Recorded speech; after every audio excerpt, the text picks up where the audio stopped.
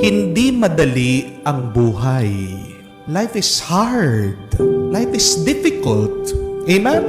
Kahit na anong gawin mo, mahirap. Walang bagay na madali dito sa mundo. Amen? Mag-asawa ka, mahirap. Single ka, mahirap din. Amen? Magkaroon ka ng anak, mahirap. Yung wala kang anak, tumatanda kang walang mag-aalaga sa'yo, mahirap din. Mahirap na nagtatrabaho dito sa Pilipinas. Umalis ka, magtrabaho ka, pumunta ka sa abroad, mahirap din. Mahirap po yung mataba.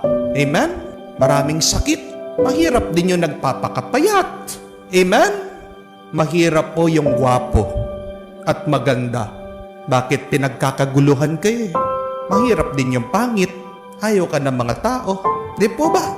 See, in life, it is never easy.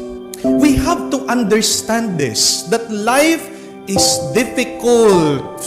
At sabi nung isang manunulat, si M. Scott Peck, the quicker that you accept this, the quicker that you embrace this, pag mabilis mo tinanggap ito, ano mangyayari? Magiging magaan ang buhay. Huwag mong tatakasan ang hirap ng buhay. Bakit? Pag tinakasan mo, pag dininay mo, pag nagtago ka, hahabulin ka niyan. At yung mahirap, lalong hihirap. Yung mabigat, lalong bibigat. Yung malala, gagrabe yan. Kaya nga, mas maaga mong tanggapin, mas magiging madali ang buhay. Amen? Even if life is hard, understand this, my dear friends. You can choose what kind of hard life you would want. Mahirap ang buhay, pero pwede mong piliin anong klaseng mahirap na buhay ang gusto mo. Narinig niyo pong ebanghelyo.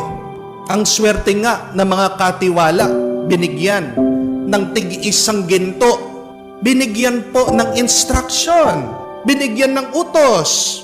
Mag-business kayo, magnegosyo kayo. Buti na lang yung dalawa. Sumunod dun sa utos ng hari.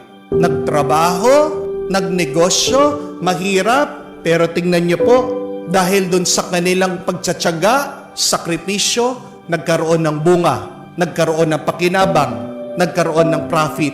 Yung isa, kala niya madali, yung walang gawin, yung hindi magtrabaho, mahirap din. Kasi bandang huli, naparusahan siya. Kaya kung pipili ka na rin ng mahirap, anong pinapaalala ng ating ebanghelyo? Piliin mo yung mahirap na may pakinabang ka. Piliin mo yung mahirap na may bunga na magiging masaya ang Diyos. Amen? Kung maghihirap ka na rin, piliin mo na yung mahirap na magiging masaya ka. Piliin mo yung mahirap na magiging mabunga ang iyong buhay. Amen? Life will never get easy. Tandaan niyo po yan. Kahit na anong gawin mo, hindi magiging madali ang buhay. Because God never promised us an easy life. Kahit na paano niya po basahin, hanapin sa ating ebanghelyo, walang pangako na magiging madali ang buhay na ito. This life will always be difficult and hard. Ang pangako nga ng Diyos, yung makakasama niya tayo, gagabayin niya tayo, hindi niya tayo iiwan. But God never promised this life to be easy. That is why, my dear friends, when life becomes very difficult and hard, remember this. Do not wish it to be easy. Wish that you were better. Hindi niyo po ba napansin? Bakit pag nahihirapan ka na sa buhay, doon magsusunod-sunod yung mga problema? Di po ba? Parang niloloko tayo ng Diyos. Nahihirapan ka na nga sa pagbabayad ng mga utang mo, masisira pa yung sasakyan mo. Magkakaroon pa ng gastusin sa eskwela. Hindi po ba? Nai-stress ka na nga sa trabaho mo, pag uwi mo, Mababasa mo yung cellphone ng asawa mo, meron palang iba. Merong ibang ka-text. Niloloko ka pa. Malayo ka na nga sa pamilya mo nagtatrabaho, doon ka pa magkakasakit. Malapit ka nang matapos sa pag-aaral, doon pa magkakasakit ang nanay o tatay mo. Para niloloko tayo ng Diyos, hindi po ba? Ang hirap na nga ng buhay, lalo pa niyang ginagawang mas mahirap.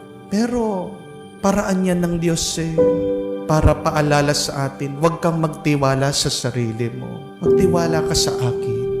Pagpatuloy mo ang pakikipaglaban, pagpatuloy mo, pagtsatsaga ang pagtatrabaho.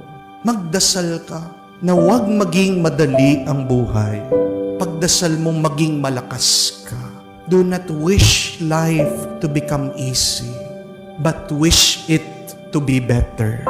Kahit din po sa aking buhay, alam nyo, di naman po madali, simple ang pagiging pari. Kung minsan, napakarami kong ginagawa dito sa parokya. Doon pa, magkakaroon ng iba't ibang problema.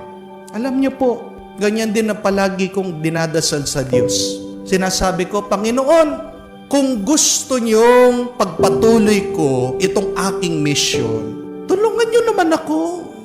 If you want me to do this for you, then help me out. Nagdasal na po ba kayong ganyan? O baka palagi lang kayo nagrereklamo sa Diyos? O palagi nyo lang inaasam, hinihingi, Panginoon, gawin mo naman madali ang buhay na ito? No. Ask the Lord for His strength. Ask that you become better, wiser. At yan siguradong ipagkakaloob ng Diyos sa iyo.